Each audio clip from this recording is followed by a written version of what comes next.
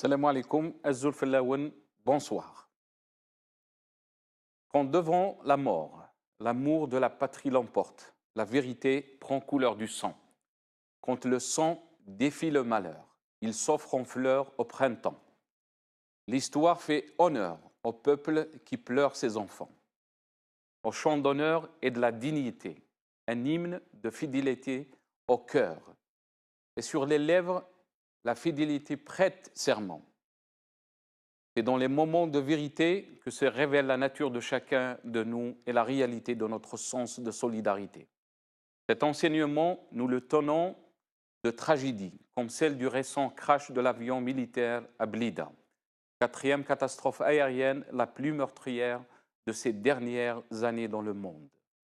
Héroïque, le pilote instructeur Smail Doussen, né en 1972 à Msila, qui était aux commandes de l'avion, a eu la présence d'esprit, la noblesse de l'âme et la générosité du cœur d'éviter plus de morts et de larmes alors qu'il savait que l'appareil allait s'écraser. Que ce digne fils de l'Algérie des Chouhada et l'ensemble des 257 victimes du crash vivent heureuses au sein de la miséricorde de Dieu et en son vaste paradis. La communion populaire autour des victimes et de leurs familles montre que le peuple algérien sait reconnaître les siens, même au sein de l'institution militaire. Une institution, faut-il le rappeler, qui lui appartient. Ce drame est intervenu 2 jours après la fameuse sortie de Bouteflika. En ce triste spectacle, il nous a été donné de voir un président malade, offert en bouc émissaire aux luttes claniques, qui ne cessent de gagner en intensité et de livrer leur indignité au fur et à mesure que le prochain scrutin présidentiel approche. Force est de constater contre l'Algérie du peuple, celle du 2e collège, qui fait face au drame et au malheur, et l'Algérie du régime, celle du 1er collège, qui fait tout pour garder le pouvoir, ses privilèges et les délices de la rente. Le contraste est plus que saisissant. Il est déchirant entre un peuple qui se bat pour faire entendre sa vérité et le régime qui persiste dans le mensonge. Le jour viendra où l'histoire tranchera. Aujourd'hui. Le Monde, en Algérie, la perspective d'un 5e mandat de Bouteflika se précise, par Amir Akef. France 24, sous le choc, l'Algérie pleure les victimes du crash de l'avion militaire à Boufarik, par AFP. Al-Watan, l'accident de l'avion militaire à Boufarik expliqué par un pilote. Personne ne connaît les causes du crash, par Salimat Lemsani. Bonsoir, salam alaikum. Rétro-info de la semaine. On va essayer de traiter des 2 sujets qui ont marqué l'actualité cette semaine. La sortie de Bouteflika à Alger, l'inauguration de Masjid Kchawa et le drame qu'a connu l'Algérie il y a 3 jours de ça. Mes invités, Badis Renissa, représentant Talaya Al-Hurriyat, avec moi sur le studio, Idir Onouran, militant des droits de l'homme, et Faisal Matawi, journaliste depuis Alger, par téléphone. Idir Onouran, bonsoir. Merci d'avoir accepté notre invitation. Bonsoir, Monsieur Jouli. Merci pour l'invitation. Je tiens à saluer la mémoire des 257 victimes. Nous sommes tous, en tant que population algérienne, atterrés par ce terrible accident. Et je veux dire que je partage fraternellement la peine des familles et des proches de toutes les victimes. Voilà. Merci. Badis Renissa, bonsoir. Merci d'avoir accepté notre invitation. Merci pour l'invitation également, et je ne peux que de rebondir sur ce qui a été dit.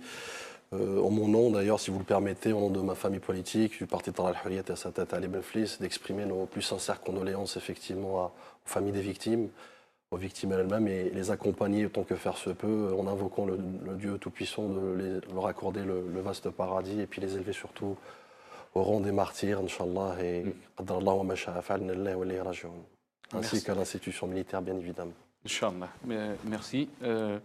Donc on aura aussi Faisal Matawi, mais on me dit qu'il n'est pas encore joignable. Je commencerai par vous, Monsieur Idi Onouran. On commencera par la sortie de Bouteflika. C'est une sortie où il y a beaucoup de questions, bien sûr, à se poser par rapport à cette sortie. Ça fait longtemps qu'on attendait que le président Bouteflika ait un certain contact avec la population. Quelle est votre lecture par rapport à cette sortie? Cette sortie nous a montré factuellement que le président était fatigué.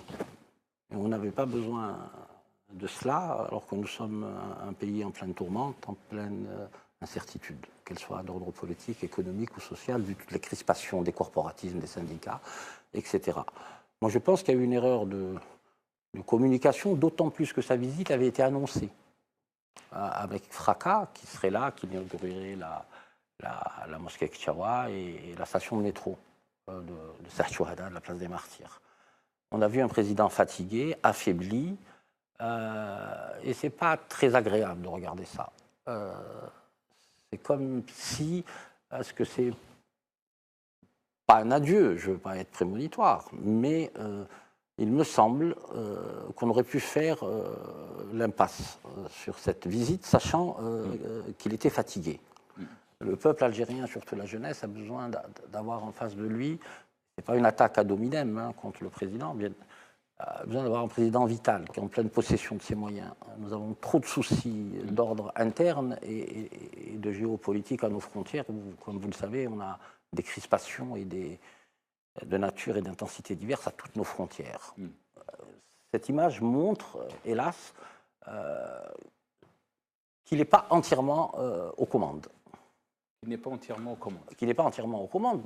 C'est physiquement, c'est factuellement. Un président travaille 18 heures par jour, je suis désolé, au vu de la situation que nous vivons, avec les contraintes internes, avec les contraintes externes.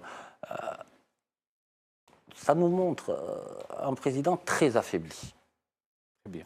Badis Khnissa, quelle est votre lecture? On a vu des images, un président très affaibli, pas aux commandes, comme on dit, en train de dire M. Onouran. Ma pudeur m'interdira effectivement d'aller au-delà de l'analyse platonique de la situation et non pas tomber dans la personnalisation en elle-même, car bien évidemment c'est quelqu'un de souffrant, auquel nous aspirons, Inch'Allah, de bon prompt rétablissement. Maintenant, effectivement, je ne peux m'empêcher, par la même occasion, d'étayer certaines choses qui sont, je pense, palpables aux communs des mortels et aux Algériens qui l'ont vu à travers les images. Les images, je pense, ont été très explicites, très limpides.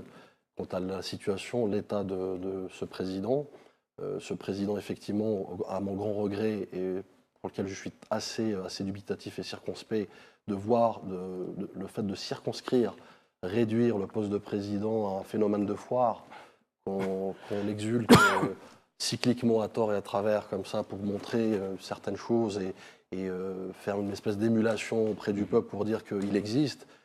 Je ne pense pas que le poste de président, en matière de prérogatives et constitutionnellement parlant, se réduit à cette fonction-là, ou du moins à ces parades que nous vivons aujourd'hui, malheureusement, et qui donnent aussi une image, certes, assez réductrice et assez négative sur l'échelle internationale. Maintenant, il y a un autre aspect également qu'on peut ne pas, en fait, analyser et étayer davantage, c'est ce côté un peu la réflexion, si vous voulez, qui s'impose, c'est justement cette image qu'on donne, mais surtout le vide sidéral qui existe au plus haut sommet de l'État. Donc c'est quelque part une vacance qui ne dit pas son nom. Très bien. Je pense que je veux juste qu'on entende ce qu'a dit Msahel, donc ministre des Affaires étrangères, sur France 24 par rapport donc à cette sortie. On entend Msahel et on revient à vous.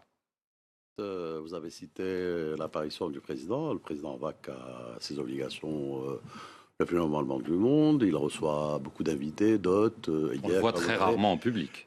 Comme vous l'avez si bien dit et vu, le président donc s'était rendu à Alger. Il a inauguré d'abord la mosquée de Ketchawa, qui est toute une symbolique. C'est une mosquée qui a fait l'objet d'une réhabilitation depuis ces 4 dernières années. Il a inauguré également l'extension d'une ligne de métro. Il a rencontré la population algéroise. Donc, il va qu'à ses occupations le plus en avant du monde. Mais est-ce que vous êtes favorable à ce qu'il soit à nouveau candidat en 2019? Vous savez, le président Bouteflika a pratiquement depuis son arrivée entamé une œuvre grandiose, hein, comment dirais-je, une œuvre grandiose de reconstruction au niveau national. Il faut qu'il la poursuive. Bon, cette œuvre, elle a apporté ses fruits. Aujourd'hui, donc l'Algérie, ce n'est plus l'image qu'on a de l'Algérie des années 90. C'est une Algérie sereine, apaisée, réconciliée avec elle-même, avec son passé, avec son histoire, un pays stable, un pays sûr, et un pays en plein développement économique. Donc cette œuvre, c'est une œuvre grandiose. Cette œuvre, de mon point de vue, doit être poursuivie. Par lui. C'est lui. Monsieur Noir, petit commentaire par rapport à ce qu'a dit M. C'est un public reportage, ça peut se comprendre. Il glorifie le président. Sans être nihiliste, il y a des choses qui ont été faites et d'autres qui ont été très mal faites. L'heure du bilan est arrivée, je pense, après 4 mandatures, de voir exactement où est-ce qu'on en est. Et si jamais il se présente pour le 5e mandat, ce qui n'est pas, à mon sens, une évidence encore. Est-ce que la dernière sortie, là, est-ce que c'est un message pour le 5e mandat? Est-ce que on est dans cette logique ou Oui, on est dans cette logique depuis très longtemps et j'ai eu à le dire ici il y a plus de 5-6 mois, dans le sens où à partir du moment où les Zaouiettes, le président des Zaouïas en Algérie a prononcé qu'il fallait le soutenir, sans ça ce serait une trahison. Ensuite il y a eu des petits groupes informels qui sont membres du comité central du FLN, donc l'IBA, qui ont été rappelés à l'ordre par Jamal Ould Abbès parce qu'il était dans la procédure de validation du mandat, du 5e mandat. C'était à lui de le faire. Les ulama en ont parlé un petit peu et il faut s'attendre à ce qu'une partie de l'État profond s'exprime aussi, les Moudjahidines, le GTA, etc. Ce sera à bonne dose homéopathique. Le souci, c'est... Donc vous pensez que la dernière moi, sortie... le 5e mandat, il est pratiquement... sauf s'il y a une incompréhension. Moi, ce qui me parle... c'est quand on entend M. Lakhdar Brahimi, l'ancien ministre des Affaires étrangères, qui disait il a toutes ses facultés cognitives. Je le crois sur parole à ce moment-là. On m'a dit notre ami là, une forme de pudeur qui s'installe par rapport à un président, par rapport à son État. Donc, j'ai pas de souci. Mais quand il dit qu'il a réussi aussi à rendre un peu plus civil le pouvoir, donc c'est-à-dire que la mer a commencé à sortir du champ politique. J'ai des doutes. Ensuite, vous voyez M. Jamal Ould Abbès qui dit il est exclu que l'armée ait un candidat en 2019. Bon, est-ce qu'il faut lier ça à question Hamrouche qui a toujours dit je ne me présenterai pas tant que le président, tant que l'armée aura désigné un candidat. Il y a ça aussi, et toutes ces questions-là ramassées font que peut-être au niveau des décideurs, c'est pas encore fixé et acté. Donc ça laisse pas mal d'ouverture à ce niveau-là, quoi. Très bien. On me dit que Faisal Matawi est avec nous depuis Alger. Faisal Matawi, bonsoir. Merci d'avoir accepté notre invitation. Bonsoir. Massa al-Khir. Faisal Matawi, on essaiera de commencer avec la sortie de Bouteflika à Alger, donc l'inauguration de Masjid Kchawa. Quelle est votre lecture par rapport à cette sortie? Enfin, c'est une sortie qui est un peu tardive ou retardée, parce que l'inauguration ou la réouverture de la mosquée Kchawa d'Alger, l'ancienne mosquée d'Alger, était prévue pour janvier 2018. Et puis, elle était prévue également lors de la visite du président turc Tayyip Erdogan. Elle a été retardée. Bon, on a vu que le président ne s'est pas adressé directement à la population, sauf en le saluant à partir de la hauteur des escaliers d'une mosquée. Son programme était très réduit, puisqu'il fallait rouvrir 2 lignes de métro qui, elles aussi, devaient être ouvertes en janvier dernier. Et donc, la visite de la mosquée était seulement pour dire que le président est là et que son passage est donc possible. Et que la possibilité donc de 5e mandat est possible, puisque cela est venu quelques jours seulement après les déclarations du Jamal Abbas, secrétaire général du FLN, parlant du 5e mandat, ou la possibilité d'un 5e mandat du président Bouteflika, même si lui-même, le concerné, n'a rien dit pour l'instant. Donc vous pensez que la dernière sortie, c'était un message clair pour une possibilité d'un 5e mandat? Oui, je pense, parce que Tezem, comme on dit en arabe, c'est-à-dire il n'y a pas de coïncidence en politique. Ça ne peut pas devenir, le président ne peut pas sortir dans la rue ou reprendre la sortie dans la rue quelques jours seulement après une déclaration qui était quand même assez importante. Parce que le FLN est le parti du pouvoir, c'est le parti de la majorité parlementaire. Et ce parti a beaucoup retardé l'annonce de la possibilité d'un 5e mandat, ou peut-être que c'est une manière de dire que cette possibilité donc de pouvoir rester en avril prochain, puisqu'il reste aux élections présidentielles, il reste une année, n'est toujours possible. C'est-à-dire qu'il n'y a pas, à s'inquiéter sur la santé du président. Et vous avez remarqué que le ministre des Affaires étrangères, Abdelkader Sahel, a multiplié les déclarations ces derniers jours pour dire que le président Bouteflika gouverne le pays, qu'il n'y a pas d'inquiétude à faire sur sa possibilité de gérer le pays. Et le message, bien entendu, est adressé à la communauté internationale. Faisal Mataoui, on a vu des images d'un président très affaibli, très malade, Rabbi Yashfih. Est-ce que vous pensez, beaucoup parlent des luttes claniques, est-ce que vous pensez que d'autres clans laisseront passer ce 5e mandat? Je pense que le président lui-même, le président Bouteflika lui-même, n'a rien dit publiquement. C'est pas lui qui a annoncé qu'il allait se présenter au 5e mandat, ou qu'il est intéressé par rester au pouvoir, ou qu'il veut aller jusqu'au bout de ses réalisations. Probablement qu'il y a des pressions qui sont faites autour de lui. Parce que vous avez vu que tout le monde parle du bilan. Pourquoi on fait un bilan pour un président qui va se présenter pour un 5e mandat? Ahmed Yahya, le Premier ministre, a déclaré tout à l'heure que le bilan qui est établi par le FLN, Front de Libération Nationale, mais également par le gouvernement et par tous ceux qui soutiennent le président Bouteflika, est une réponse à ceux qui disent qui sont interrogés où sont passés les 1000 milliards de dollars. C'était des interrogations qui ont été exprimées lors de la présentation du programme du chef du gouvernement Ahmed Yahya en automne dernier. Mais cette présentation de bilan vise visiblement à présenter le candidat Bouteflika en 2019 pour répondre à ceux qui les critiquent. Il se pourrait bien qu'il y ait un clan ou une partie du pouvoir qui serait contre, mais est-ce que cette partie du pouvoir a suffisamment de puissance pour empêcher un 5e mandat? On ne le sait pas pour l'instant. Donc, il est possible qu'il y ait une force de l'intérieur qui ne veut pas que le président continue, malgré en raison sur l'état de santé. Mais pour l'instant, il n'y a pas encore de réponse sur cette possibilité d'empêcher ce 5e mandat. Monsieur Nouran, je pense que vous avez... Juste pour Monsieur Metaoui, c'est ça? Oui. Vous ne pouvez pas dire, Monsieur Metaoui, que le secrétaire général du FLN et ensuite il s'est déjugé sur la chaîne que l'on critique souvent, le Magharibia, en disant j'ai appelé à la continuité. Il faut vous rappeler que M. Abdelaziz Bouteflika a été élu président d'honneur au début du Congrès, chose qui ne se fait jamais. Et deuxièmement, M. Ould Abbas, quand s'est exprimé pour le 5e mandat, est-ce que vous pensez honnêtement, au-delà des poncifs éculés, que ça renvoyait à sa propre initiative? Je crois qu'à un moment donné, il faut un devoir de vérité, aussi bien pour les populations que pour les gens qui s'intéressent à l'avenir du pays. C'était juste une petite remarque que je voulais faire. Écoutez, la continuité, ça veut dire le 5e mandat, ça n'a pas notre c'est pas de ça dont il s'agit. Pardon? Il ne s'agissait pas de cela uniquement, en disant que si le président ne s'est pas prononcé lui-même, c'est qu'il n'est pas d'abord actuellement pas en capacité physique de le faire.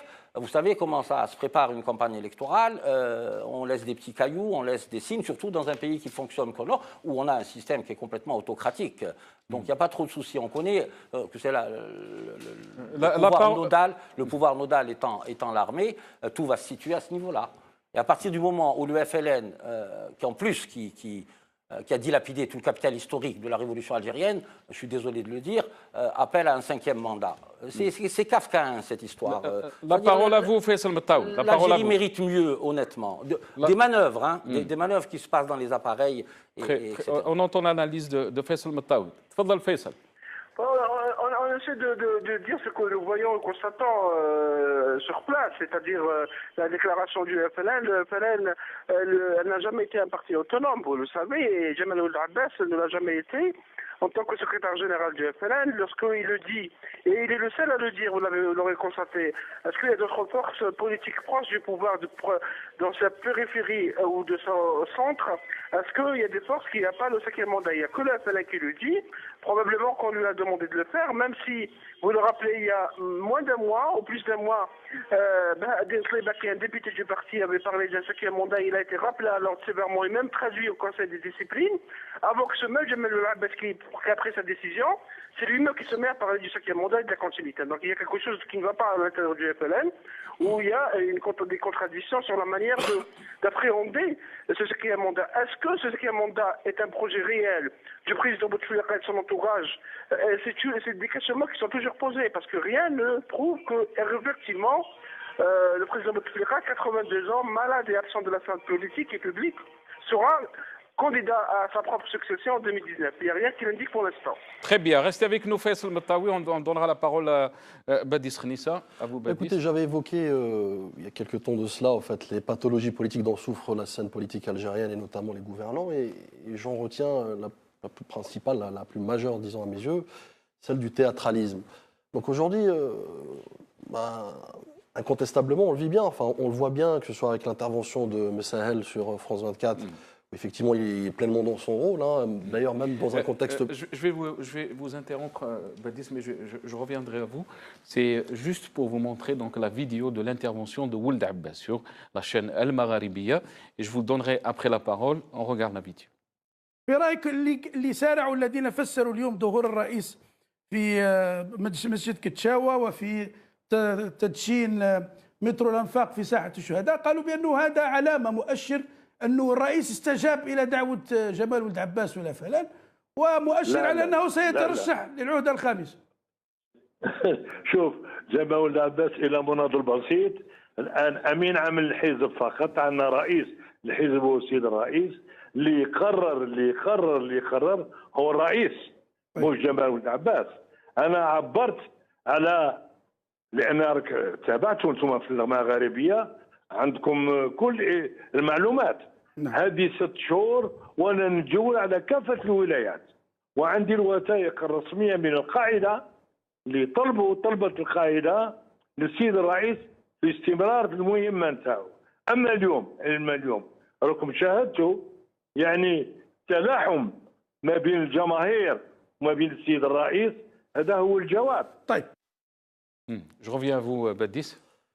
Et oui, ce que je disais, c'est que l'intervention de Messahel, qui est ministre quand même des Affaires étrangères, on dit long sur justement la sémantique aujourd'hui de ce régime, qui, force est de constater, a changé, enfin le contexte a changé radicalement. On parle depuis tout à l'heure du 5e mandat. Pour moi, effectivement, enfin quand je vois déjà l'état actuel du 4e mandat, je vous laisse imaginer le 5e mandat qui, pour moi, à mon sens, sera exclusivement au profit des forces extra-constitutionnelles. Autant le 4e a été partagé, autant le 5e, il sera exclusivement pour eux.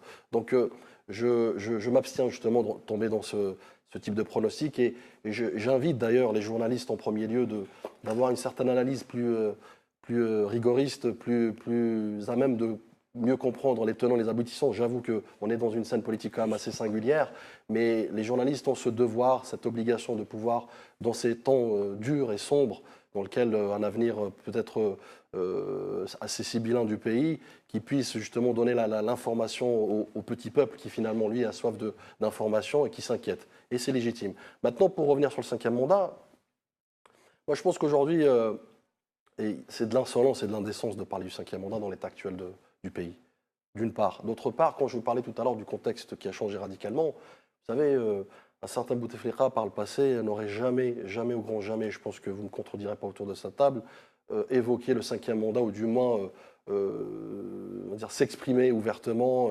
un an avant. On se rappelle de 2014, la déclaration s'est faite au mois de janvier, il me semble-t-il.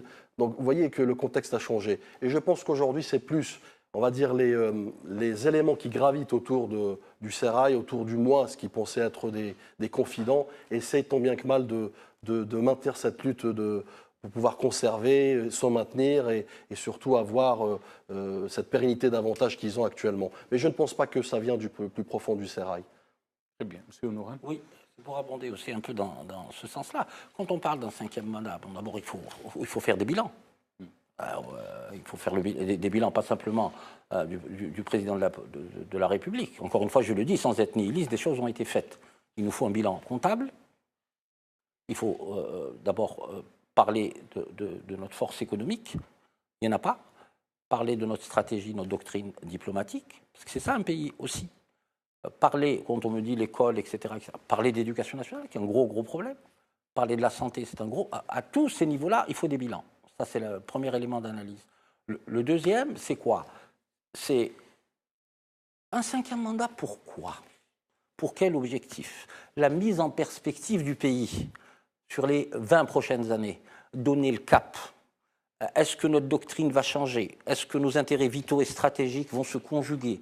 Est-ce qu'on va plus se dire notre profondeur africaine est là? Nous sommes un pays méditerranéen et nous ne sommes pas la Méditerranée orientale. Les géographes vous disent nous sommes une Méditerranée occidentale. C'est très important. Il y a la rive nord, il y a la rive sud. C'est toutes ces questions qui intéressent le peuple. Et je rejoins notre ami du... Très bien. Oui. Vous voulez je le rejoins. Juste, je termine. Parce que à partir du moment où le projet n'est pas là, la mise en perspective n'y est pas. 5e mandat, pourquoi? Quelle est la vision? La vision donc, du président de la République pour les 10 prochaines années, ou de moins redonner un cap à ce pays. C'est ça qui est important. Indépendamment de ça, il a soulevé un problème qui est très important à traiter, c'est que le FLN s'est prononcé. En tant que parti majoritaire, s'est prononcé. Le RND ne s'est pas encore prononcé. Par contre, son secrétaire général, je ne parle pas du Premier ministre, je parle du secrétaire général, il a dit, si le président est candidat, je ne me présente pas. Donc ça paraît évident. Mais que sont devenues les petites formations qui gravitaient autour du président? Je parle de TED, je parle du MPA de M. Ben Younes, je parle des petits partis qui ont eu à participer au gouvernement. Ces gens-là ne se sont pas encore prononcés. Est-ce qu'on ne les a pas actionnés? Est-ce que c'est trop tôt? Mais pour en revenir à la question du 5e mandat, je pense que le président est parti trop vite. Il aurait dû attendre encore un peu de temps. Ça va jouer contre sa candidature. Si vous le permettez, juste je rebondis sur le premier point qui a été évoqué, notamment cette méthodologie de bilan comptable ou bilan d'exercice des mandats. Enfin, vous savez qu'aujourd'hui, on est face à des mandats blancs, tout simplement. On n'a pas besoin, je pense, d'épiloguer longuement dessus. Tout à fait. D'une part, parce que c'est du factuel. Et le deuxième point également, un bilan par qui, pour qui? Pour le peuple. Écoutez, ce régime est démagogue et autoritariste, n'invoque pas et encore moins considère le peuple dans l'équation. Donc, quelque part, aujourd'hui, on a bien vu un certain bilan qui est en train de se rédiger visiblement par le FLN à l'initiative de Ould Abbas, mais c'est de la poudre aux yeux. Voilà, Très bien. Faisal Matawi, je reviens à vous. Faisal Matawi, est-ce que l'Algérie pourra éviter le 5e mandat et si elle pourra, comment elle peut le faire? D'abord, je voudrais répondre à la personne qui parlait aux journalistes de faire leur travail d'analyse, d'information. Il me semble que les journalistes algériens le font suffisamment bien. Et parfois, ils rament tout seuls face à une classe politique complètement absente, et je parle de l'opposition ou d'une partie de l'opposition. Et donc, s'il faut dire non au 5e mandat ou dire oui au 5e mandat, c'est d'abord les affaires des politiques, ce n'est pas les affaires des journalistes. Les journalistes sont des observateurs de la scène publique. Maintenant, est-ce que l'Algérie peut éviter les 5e mandats? C'était la même question qu'on posait en 2014 avant le 4e mandat. On disait que le 4e mandat, il y a une partie qui est contre, il y a même un mouvement qui est constitué à l'époque, c'était le mouvement Barrette. Qu'est-ce qui est devenu le mouvement, ce mouvement aujourd'hui? Où est l'opposition? Où sont les partis qui sont contre ce 5e mandat? Est-ce que l'opposition peut présenter des alternatives? J'imagine qu'elle peut le faire, mais quand? Parce qu'il reste maintenant une année avant le 5e mandat. Et je reste convaincu que la décision du 5e mandat peut-être sera prise l'automne 2018 par le président concerné, par lui-même, ou par d'autres partis ou d'autres forces qui ont intérêt à ce que le président reste au pouvoir, malgré son âge, malgré sa maladie, malgré, comme l'a souligné une personne, la voix de l'Algérie qui est éteinte sur la scène internationale, les intérêts économiques et politiques qui sont un peu clairs face à la diversité, face à des menaces intérieures et extérieures. Donc, c'est à l'opposition, c'est à la société civile, ce qu'on appelle les forces vives de la nation de le dire et de se présenter. Ce n'est pas demain, ce n'est pas après-demain, c'est aujourd'hui. Faisal, restez avec nous, c'est des vraies questions qui posent Faisal Matawi. La société civile, l'opposition, elle est où cette force vive? Je rejoins un peu M. Matawi quand il dit que l'opposition n'est pas incarnée en Algérie pour le moment, en termes d'opposition, qui construirait un projet alternatif. Mais par rapport aux journalistes, M. Metawi, je suis désolé, il y a des plumes en Algérie, que ce soit Al-Khabar, que ce soit Al-Watan, que ce soit même vous, quand vous étiez à Al-Watan, je ne sais pas si vous y êtes encore, je suis désolé, vous devez faire un acte pédagogique sur la société. On a une société civile qui est complètement atomisée, quand elle n'est pas clientélisée, ça c'est un. Vous connaissez aussi l'état profond du pays, c'est-à-dire son état profond. Vous avez un rôle, mais évidemment qui doit être coordonné avec la société civile, avec les politiques crédibles, qui ne sont pas dans des schémas et dans un discours de poncifs éculés. Le monde a changé, M. Metawi, et les jeunes Algériens aspirent à la liberté, aspirent à mieux vivre, aspirent à être bien dans leur pays, aspirent à travailler. C'est toutes ces questions, mais tout ça doit être rassemblé autour d'un projet alternatif au président de la République. Très bien. Est-ce qu'il n'est pas trop tard? La question, c'est celle-là. Très bien. Est-ce qu'il n'est pas trop tard? Je vous donne la parole, Faisal Matawi. On essaiera de passer au deuxième sujet, donc au drame, à ce drame que l'Algérie a connu. Je vous donne la parole pour répondre, Faisal Matawi. Moi, je pense qu'il n'est pas trop tard. Bien sûr qu'il n'est pas trop tard. Bien sûr qu'il y a des forces vives, des cadres de l'État qui sont contre ce qui se passe. Il y a des opposants qui ont des projets et des visions. Mais le travail se fait sur le terrain. Il ne se fait pas dans les salons. Il ne se fait pas dans l'opposition de surprise sur les réseaux sociaux, sur les autres formes virtuelles. Le travail doit se faire sur le terrain, il doit se faire maintenant d'une manière continue. Mais sortir à la dernière minute, 2 jours avant les élections présidentielles pour dire je suis contre le 5e mandat, ce serait vraiment un jeu d'enfant. D'accord. Restez avec nous, Faisal Matawi. J'aimerais juste rétablir une vérité et puis un deuxième point par la suite. La première, c'est qu'il faut rester fidèle à ma déclaration. Moi, quand j'ai parlé, à aucun moment j'ai fait... on va dire, voilà, discréditer au fait ce journalisme qui existe aujourd'hui.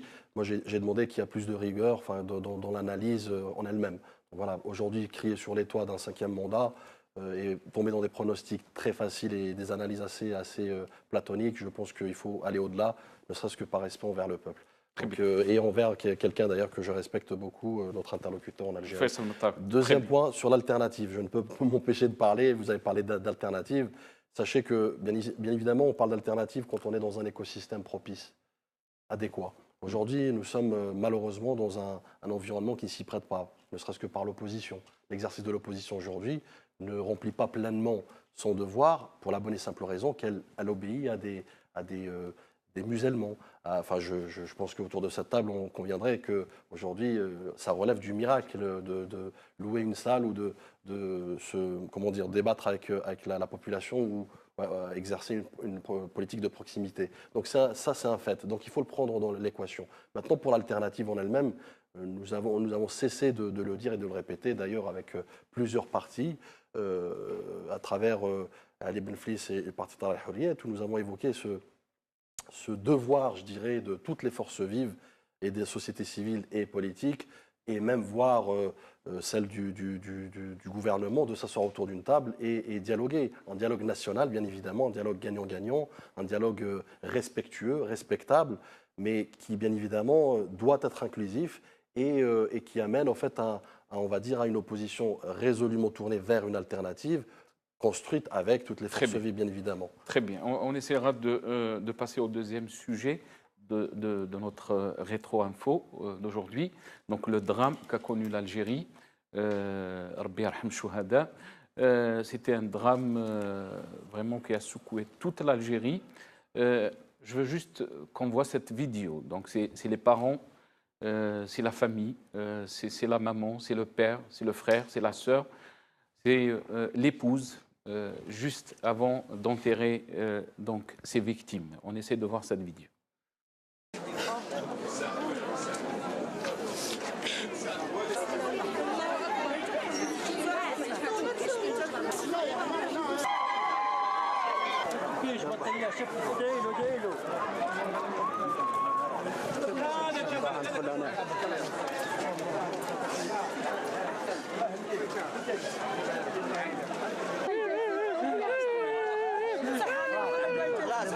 محمد نورمال تابع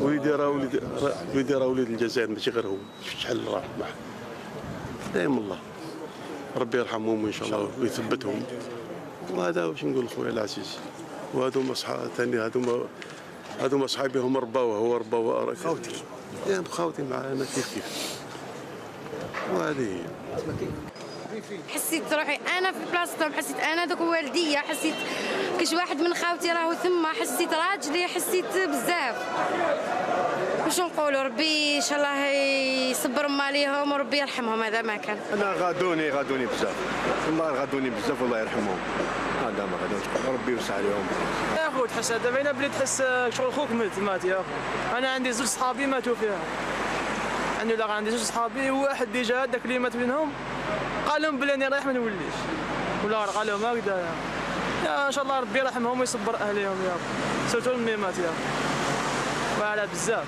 الجهاد رباك والدوله ان شاء الله يوقفوا مع العائلات اللي تقاسوا وان شاء الله كشما انا في رايي البلاصه اللي طاحت فيها الطياره نورمالمون يدفنوا تما ويسموها مقبره الشهداء. شوفي لا جورني تاع البارح يعني ما تقدريش تصوري يعني تخلعنا كامل لا جورني البارح ما كلينا الماكله صماطت الماء باش يجوز صامت ربي يرحمهم ويوسع عليهم ربي يرحمهم ويوسع عليهم. Faisal Mettaoui, je reviens à vous très rapidement.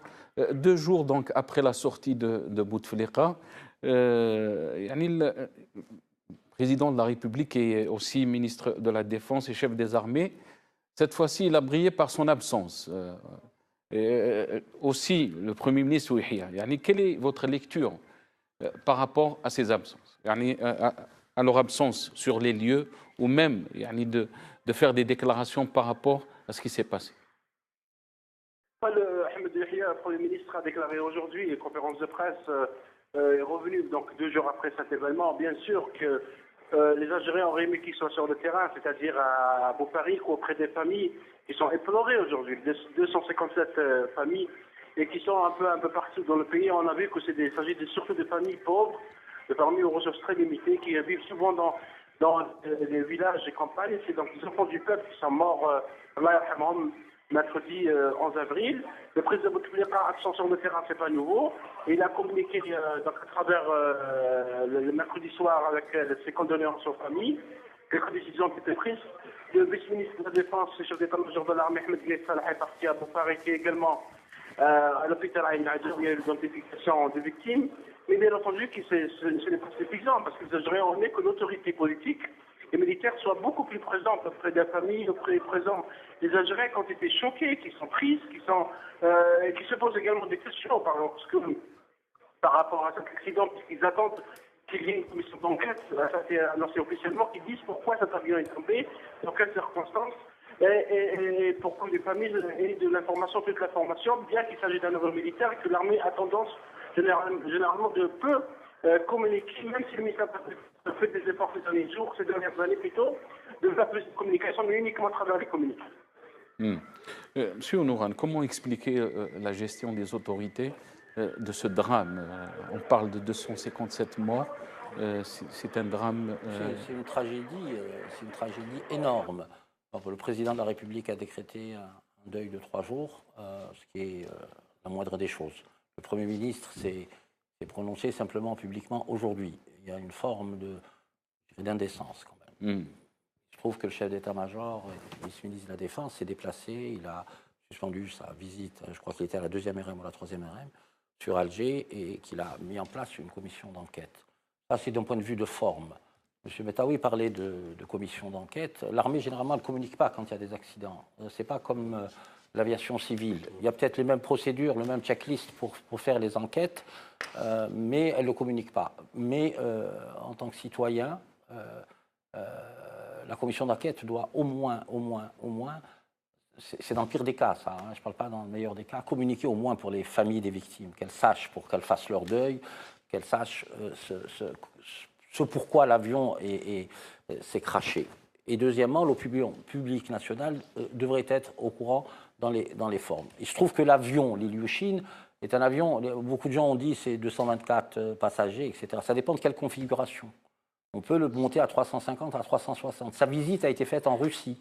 Et en Russie, il y avait une équipe de jeunes officiers algériens qui ont suivi toute la maintenance. En plus, la maintenance, et il ne faut pas oublier que c'est un vol régulier de l'ANP. Hein. C'est un vol régulier, ce n'est pas un vol qui est sorti ex nihilo de nulle part. C'est un vol régulier qui faisait ou Constantine ou Béchar Tindouf. Donc voilà. Et je pense que beaucoup d'hommes politiques devraient être dans la retenue au lieu d'échafauder des plans. Il y a aussi là aussi une forme d'indécence. Je crois qu'il faut appeler à la retenue et laisser les choses se faire. Une forme d'indécence. Comment vous avez trouvé la réaction des autorités face à ce drame? Avant toute chose, je pense que effectivement, on a été tous affectés. Hein. Même quelques jours après, nous sommes encore subjugués par l'émotion. Moi, le premier, je pense plusieurs millions d'Algériens. Je pense à travers votre reportage, on le décèle aisément. Un drame effectivement humain, avant qu'il soit politique ou autre. Un drame humain dans lequel nous avons quand même, rappelons-le, perdu 257 personnes. Je me réjouis effectivement de voir le chef d'état-major, vice-ministre, se déplacer et ne serait-ce que changer son programme pour pouvoir apporter, autant que faire se peut, cette action dans ce fameux marasme béant et existant, notamment des autorités. L'absence des autorités, effectivement, c'est de l'indécence, voire même de l'insolence. Vous savez, dans un État normatif qui est régi normalement et qui obéit au fait à la démocratie, aux principes démocratiques, on aurait dû avoir une cellule de crise, diligenter une cellule de crise, une cellule de communication également, car la communication en ces temps, elle est très importante, ne serait-ce qu'envers les familles, absolument, les premiers concernés, les premiers protagonistes, ne serait-ce que pour leur permettre de faire leur deuil. Tout à fait, entièrement d'accord. Décemment et convenablement. Et puis ensuite, aussi une cellule, mais bon, ça c'est un peu aux antipodes de ce que nous vivons aujourd'hui, une cellule aussi psychologique, parce qu'ils ont besoin de soutien psychologique, que ce soit les familles des victimes, à moyen et à long terme. Ou même les collaborateurs mais également les collègues, absolument, oui, j'en viens. Donc vous voyez, ça c'est, on va dire, dans un monde idéal. Aujourd'hui, nous sommes face à ce que je disais tout à l'heure, un régime ou plutôt des gouvernants qui se sont octroyés, qui sont accaparés le pouvoir pour se l'accaparer, mais sans pour autant prendre la responsabilité qui incombe derrière, et notamment, je dirais, prendre en considération le peuple algérien en tant que tel, en tant que peuple. Donc aujourd'hui, oui, effectivement, je vous rejoins. C'est un drame auquel je ne voudrais pas me instrumentaliser comme certains le font. Gardons de la retenue, effectivement. Essayons d'y apporter plus on va dire, d'éléments factuels à travers cette commission d'enquête, que je rappelle également, vous savez, l'armée à travers le monde a ce qualificatif qui est la grande muette. La grande muette, comme son nom l'indique, en fait, elle remplit ses prérogatives, mais elle communique rarement en fait, publiquement. Donc c'est aux autorités de le faire. Je pense, et j'exhorte d'ailleurs aujourd'hui cette autorité, ou du moins les instances concernées, d'apporter le soutien qui soit moral ou même voire pécunier financier, parce que au-delà de perdre des êtres chers, ils ont perdu aussi des sources de revenus, me semble-t-il. Faisal Matawi, on a entendu Mohamed Issa, ministre des Affaires religieuses, offrir un couscous à la mémoire des victimes. Et aussi, on a décrété 3 jours de deuil, et beaucoup n'ont pas compris pourquoi on a laissé des matchs se dérouler hier. Donc, la Coupe d'Algérie entre les MCA et la GSK, où il y a eu des affrontements. On va essayer de voir donc ces affrontements. On va voir la vidéo et on revient.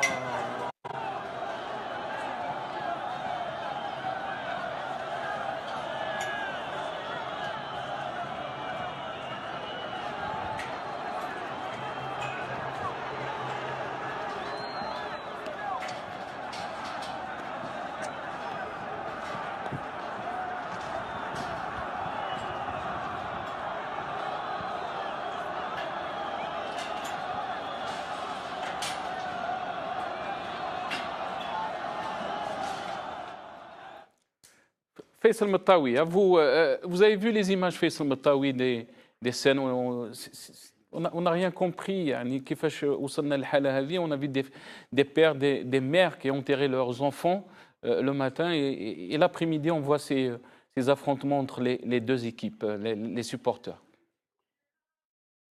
Oui, absolument, il n'y a rien, c'est inexplicable. Comment on parle de deuil national qui dure 3 jours, ça veut dire qu'il devait se terminer vendredi soir à minuit, et on ordonne l'organisation d'un match, que ce soit le président de la fédération Khaled Zetchi ou le premier ministre Ahmed Bia, qui a été donc interrogé aujourd'hui par les journalistes sur cette question. Les réponses ne sont pas du tout convaincantes. Comment on célèbre et on danse un match de football alors que les familles sont en train d'enterrer les leurs, ils sont en pleurs et qu'il y a un réel deuil parmi les Algériens. C'est celui qui a pris la décision de maintenir les matchs de la Coupe d'Algérie a pris une décision irresponsable, complètement irresponsable. Vous avez vu qu'est-ce que cela a donné. Et les matchs de football sont devenus maintenant une habitude. Les scènes de violence, il y a eu des scènes de violence également entre le MCO et le CR Belcourt, où il y a eu des scènes de casse, des scènes de violence, etc. à l'intérieur et en dehors du stade. La même chose donc à Constantine. Il y a des responsabilités qui doivent être maintenant désignées après ce scandale, parce qu'à mon avis, c'est un véritable scandale. Une dernière question, Faisal Matawi, je vais vous laisser partir. Est-ce qu'il est temps de débattre du budget de l'armée, Faisal Matawi? Beaucoup de questions sur ce budget, l'état de l'équipement militaire, des conditions dans lesquelles se déroulent les grosses opérations d'achat militaire. Oui, je pense qu'il y a une question de transparence et cette question est posée d'une manière récurrente depuis longtemps. Il est vrai que l'Algérie maintenant est située dans une zone très instable.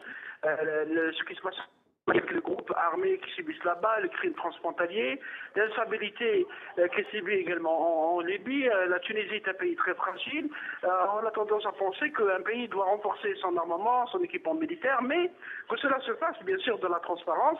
C'est aussi le rôle du Parlement. Vous savez qu'au Parlement, il y a une commission de défense nationale et même au Sénat, probablement qui devrait demander des comptes au ministère de la Défense, aux responsables de l'équipement militaire, pour qu'il y ait de l'information. Bien sûr, on ne dit pas qu'il faut tout dire, parce qu'il y a toujours des aspects sécuritaires à sauvegarder, des aspects secrets à maintenir dans la défense d'un pays et la défense contre les menaces extérieures, mais la transparence, il me semble qu'elle est nécessaire, que ce soit sur l'achat d'armement, sur le contrat d'armement, mais également sur la maintenance notamment des avions militaires. Très bien. Yatik Saha Faisal Matawi, merci beaucoup d'avoir accepté notre invitation. Merci. Yatik Saha.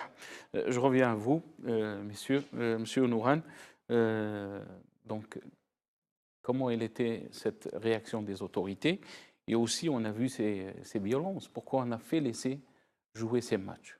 Je crois que le deuil national rend éligible la suspension de toutes les activités, qu'elles soient culturelles et sportives. C'est la moindre des choses qu'on puisse restituer tout ensemble de l'affection, de l'amour aux familles des disparus. Je pense que ceux qui ont autorisé ces matchs ou qui les ont maintenus doivent, une commission d'enquête parlementaire, si on avait un parlement qui fonctionnait, les convoquerait et leur dirait pourquoi. Et puis il y a un gouvernement, il y a un ministre des Sports.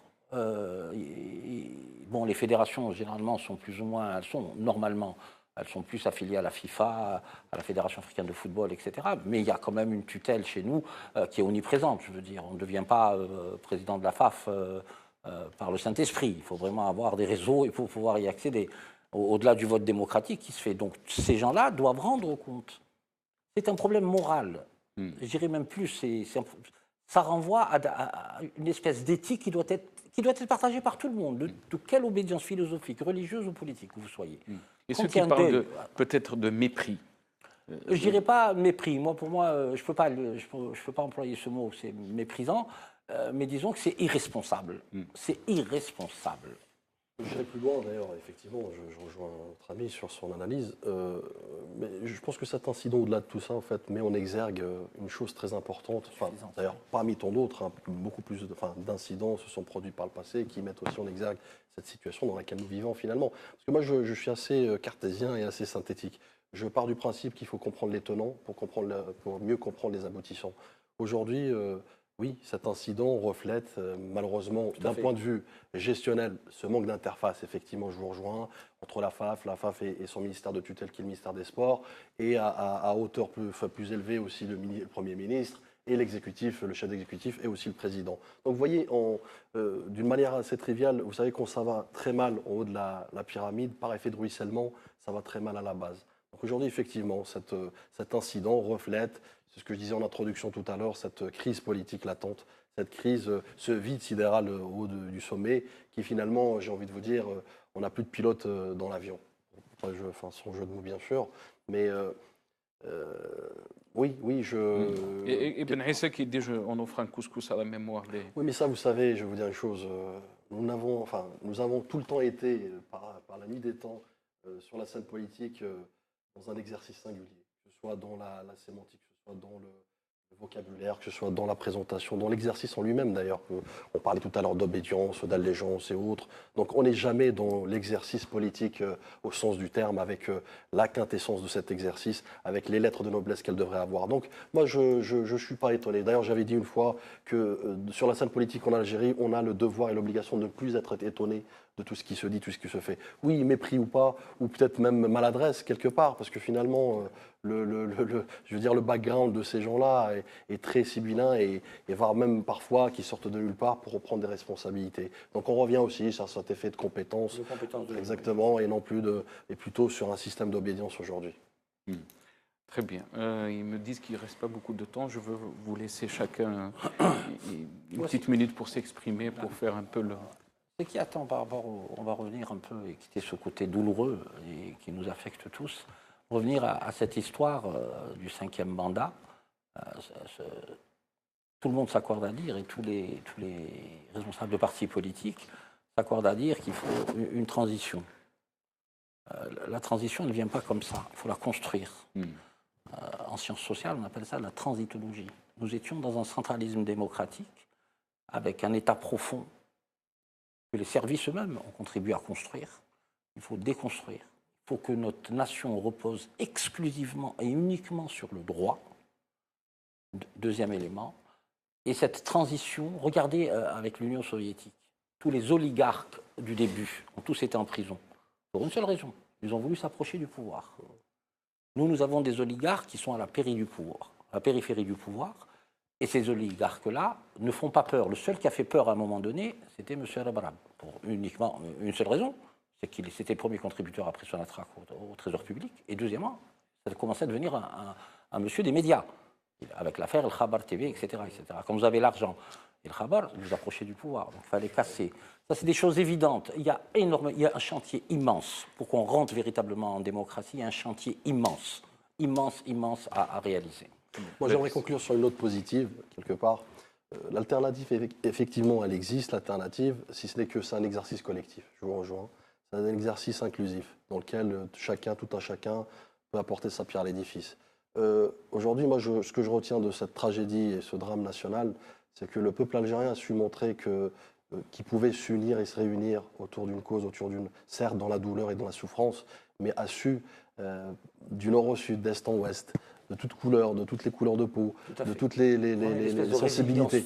Absolument. Et j'aimerais que justement cette résilience forte et cette unification quelque part soit aussi un levier de pouvoir construire un avenir collectif et commun. Parce qu'aujourd'hui, on vit aussi une tragédie autre qu'humaine, c'est la tragédie du peuple, du pays, et son devenir. Donc j'aimerais que ce soit un catalyseur dans ce sens et permettre que le peuple algérien finalement prenne son destin en main. Très bien. On a une petite vidéo, on a essayé de faire un petit montage avec les photos des victimes, en hommage donc, à ces victimes. Inch'Allah, on n'a pas oublié beaucoup de ces personnes. On a essayé de ramener des photos sur les réseaux sociaux. Donc je vous laisse avec cette petite chanson qui rend hommage aux victimes et je vous salue à leur manière. Slama.